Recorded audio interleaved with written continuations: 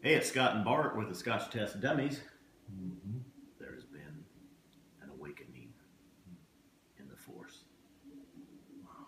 And Highland Park 12 year, Bruno likes the announcer for the trailer of Star Wars, The Force Awakens. We're going to talk about it. Let's test it. Test it.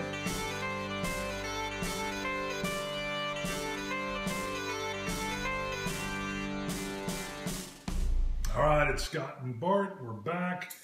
What do we got in front of us, first of all? And I'm not talking the 12 year. There has been an awakening. You get paid to do that. You should be on. The Force is back, baby.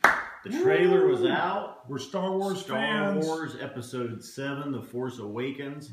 The trailer come out, millions of views. Love The it. Twitter world was ablaze with tweets about the Star Wars and the different aspects of this. All right, so a couple of different aspects. Trailer. Some people did not like the Star Wars hilt that had the lightsaber and then the two little lightsabers. Come on, First of all, quit nitpicking. That's a nitpick, but I got to admit, wouldn't that be a little awkward to handle? I think so. Yeah, I mean, what if, I know you're the Force guy, but...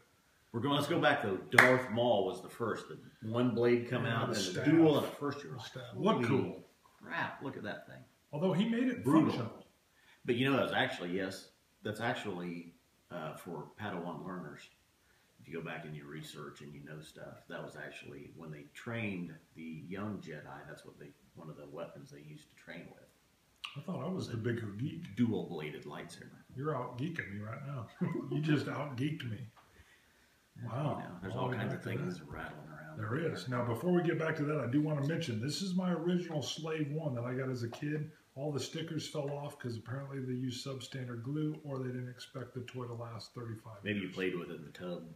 I did not play with it in the tub. However, I did play with it. This is my boy's Millennium Falcon.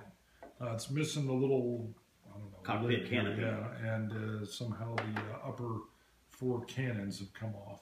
But this one makes noise. He actually digs this better than my old one. I still have my old one. Love the Falcon. Mm-hmm. The next thing that people are talking about in the movie, I literally heard people say the stormtroopers aren't black because they're all cloned from Jango Fett. Yes. And you looked into it. Now, immediately I thought, well, clearly he's doing the Luke Han Solo thing from the original Star Wars where he's killed probably a stormtrooper and has taken on their armor. Well, yeah, at first I thought it was a legitimate stormtrooper, but anybody knows that only clone troopers are the clones. Yeah. And they only lived half the life, half as long as a normal person. Because they grew quicker. Yeah. So the clones eventually died off. And they had to be replaced by people, like an army. Basically, they had to recruit and draft. You're kidding me. No. You just geeked me twice in this episode. I never even heard of this. What? Their lifespan is shorter? Yeah. Yeah, the clones, because they grow quicker. They had to grow them quicker so they'd be able to fight. So they died quicker. And then when the clones were gone, that was it. They had to recruit, basically, and draft stormtroopers. So now you've told me, I figured this African-American man is a hero that is wearing that is the trooper. That is the story, though. Okay, so I'm this correct is on actually that. The hero of the story. Okay, so he's not really a stormtrooper with his helmet off. He's a hero in disguise. Similar to Luke and Han, there when you they go. captured the stormtrooper costumes. Love it. And disguised themselves. Yeah. That's what has happened in this instance. Okay. By the internet. So. And then the blow away scene, the best part of the whole trailer for me, I'm guessing it's the same one for you, and it features our friend, the Millennium Falcon. Who was not jittery when they saw the Millennium Falcon soaring through the air once again. And then the 2 TIE fighters come through. Oh, yeah. I was like, sounds. Yes. Back. Boom. X-Wing fighters flying, skimming off of the water. Yes. Yes, perfect. Love it. Great. December 2015. Thank you, Disney. All right. I think this is going to be phenomenal. For those that don't know it, of course, Disney bought Star Wars franchise from George Lucas. Yeah. Lucas and yep. J.J. Abrams is producing it. J.J. Now, speaking of great and wonderful things, I'm bringing back a shirt. And I went without a shirt underneath this time so you can get the full feel for the bear neck. And by bear, I mean like a grizzly bear, not bare and naked. Don't touch the Yeti hair. Don't pluck it. I thought you would still do it. Yeah, you can see some Yeti hair in here. All right, but this is the shirt that is about turn that frown upside down. All right, and the new Star Wars movie, I'm just grinning. Okay, there's been some rough times going on. There's some depressing news currently that's out there. There's always depressing news. Turn it off. Go watch some Star Wars. Okay, turn that frown upside down. Bingo, baby. And if this shirt doesn't make you feel better, it should. Because look at it, I don't even have the guns for this shirt anymore, but I'm wearing it for you, folks. Wearing it for you. All right? Put a straw in, it's laughing right now. She's laughing at me. What was I just had something else to say about Star Wars. Did I talk too in much? the movie. What else did you want to say? Yeah, I babbled. I babble on occasion because I'm like excited about the new movie. You want some more? We do know some of the storyline is that this is Star Wars is dealing with Han and Leia's children, possibly. Now, see, they went totally away from all the prior Star Wars stuff. I read some of the novels that dealt with. I think it was Jason was one of the kids. They don't want to follow anything that's been written. I know, and that's kind of got me. Yeah. I mean, I don't want to hold them to all that prior universe, Star Wars universe stuff. We do know that Han and Luke, Leia, Chewbacca, R2-D2, and C-3PO make somewhat of cameos, at least, in the movie. Right, because Harrison Ford breaks his ankle.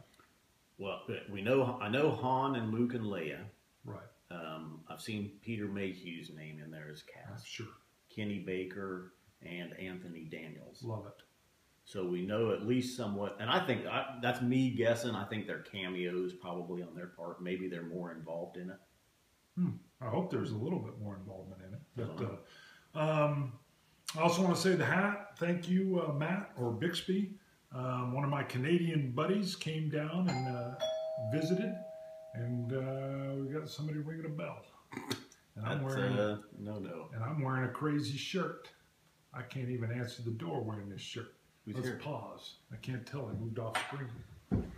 All right. That was a neighbor knocking on the door. By the way, you don't want a neighbor to see you wearing a shirt that says, turn that frown upside down. You don't want that. Hold on. I moved my glass even. I'm coming right back. Oh, my Lord. Sorry. We're still shooting. Turn that frown upside down. All right. We'll see if it makes the final edit. Oh, it'll make the edit. Because a neighbor saw me with this shirt. Bart was interrupted by the doorbell. It was a neighbor, and Bart could not go to the door wearing this. No. I had to throw on like a house coat in order to answer the door. Because God forbid the neighbor be like, what are you wearing? What kind of shirt is that? Well, see, I'm filming an internet show. Oh, God, don't tell me no more. You know, I like the internet. Yeah, I love the internet. I'm friends with Cousin Shane. That's right. All right. Hey, Highland Park 12 year. Right. I get a Sweet Pete right off the bat. Sweet Pete, baby. Highland Park is a highly respected, I think, known distillery. Several different offerings, of course, from 12, 15, 18, 21 year. They've got Dark Origins is out now. There's the other, the 3 or 4. The whole spread. We've got the little 18 we're going to do later in here, which came with this one. Our notes, nosing it, and we've done this, we've tasted it. Yeah, for me it was just a nice Sweet Pete. Why don't you give your nosing, because I'll and actually, it'd been a while since I'd had Highland Park, a couple years at least, and I was at a sports bar a couple weekends ago, and they had Highland Park, and so I ordered it, and I was pleasantly surprised by it. A slight bit of peat in it with floral and fruit notes. And so we decided to review it. Yeah. And that's where we're at. And again, when Bart brought it over, we sat down, we tasted it, and that's what I got off of the nose is a very slight peat and a floral. A lot of times I haven't gotten floral, and I've made fun of Bart when he has said floral before. But as soon as I nosed it, it was a flowery floral. He rarely makes fun of me, so that was an oddity. On the flavor, I kind of get, I definitely get, it's a sharp first flavor, but then I get a little bit of what I call like a sour peatiness. Not saying it's bad. It's just like a little bit of a sour peat. And then kind of lingers along. It was real nice and subtle. And I get almost like a peat with a maple as it trails. A brown sugar. Yeah, brown sugar is good. Actually, I think the brown sugar is even better than that. That tastes like a brown sugar peat, and it makes it for a really nice, sweet finish. It's a very slight peat, which is my kind of peat. I usually don't go for the more heavily peated stuff. Yeah, I love anything with just a slight hint of peat, though, on the tail end of it. To me, is desirable. Right. For those that don't know, I love a heavily peated Scotch. Bruno usually leans toward no peat or light peat. And that's what you get with this: just a little bit of slight bit of peat on the finish with it. A little bit of peat on the nose. There's an underlying citrus sweetness that I get with it, and at one time I even detected almost what I thought was a spearmint that I got. I've not. Yeah.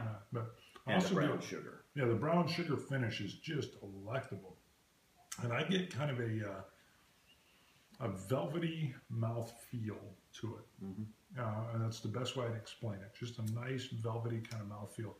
But yeah, you're right. The lingering aftertaste, the finish of this with that brown sugar is exactly right, and it makes for a very delicious dram. It's very smooth. I can remember one of the guys we've worked with used to love this and said it was his favorite by far. Well, and I didn't remember it being that good, at the time. Right. And I mean, it still wouldn't be my favorite. It's a good Scotch. Right, and this is their entry level. But I see where someone could say this is their everyday Scotch or their favorite one. All right, now you get a little bit more nervous than I do. Are you nervous about this Star Wars movie? Not at all. Not at all. So originally you were a little bit J.J. Abrams. No, I don't think so. I always liked them, and I liked the remakes that J.J. Abrams did of Star Trek. Yeah, he hated the That regular was Star good. Treks. You didn't become a fan until the new J.J. I would Abrams. agree with that. I am just a fan that the franchise is alive. You've got, what's the animated series? I know it's on some Disney XD that I can't even see. Oh yeah, I haven't Have you even it's seen something it? with the Commandos or something like that. It was Clone Wars was the thought it first was one, Rebels. and now they have Rebels. Yeah, So it is. Rebels. I would love to see that. I can't see the Disney XD. I've watched a couple, and it's almost more geared for kids. It's more of a kid. I mean, like Right a up young my kid. alley. I wasn't. I didn't care for it. Okay. And then, isn't there supposed to be a live action TV show? I mean, Lucas Yeah, I haven't had heard that in the anything. works. Yeah. That must have got canned with the whole Gosh, Disney. Disney's got to bring it back, though. I mean, that's just ripe. Here's what I love about a miniseries or even a TV series: they're able to tell. Nowadays, in many respects, TV's better than movies because they're able to spend 24 hours to tell you a season of stories, and it just really fills in. So, what is your malt mark on this? Gave Bruno? it 87. That's interesting. I've got an 86. We're usually, we kind of like the same stuff, but an 86 for me, I'm sure as I get into the higher years, it's a little bit rough around the edges, but that brown sugar finish is beautiful. Beautiful. So, I agree. Scotch Test Dummies. cilantro. Cilantro. The Millennium Falcon.